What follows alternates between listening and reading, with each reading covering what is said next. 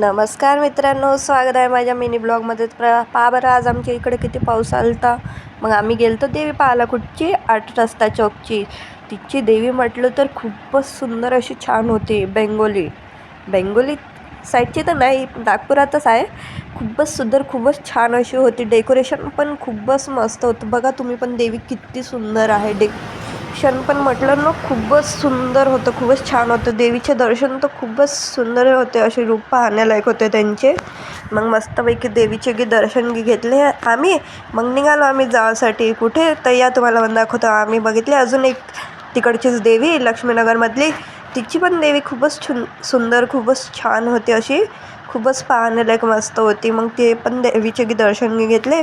मग तिथून निघून आम्ही पुढच्या ठिकाणी चाललो होतो. कुठं तर या तुम्हाला पण सांगतो. आम्ही चाललो होतो अभ्यंकरनगरला. कशाला? देवी बघायला. तिची पण देवी खूपच सुंदर, खूपच छान राहते पाहण्यालायक. आम्ही तर काही गेलो नाही होतो बघायला, म्हणून म्हटलं आज चाललं जाऊ पाहायला. मग तिथे पाहावर किती मस्त रांगोळी टाकली होती.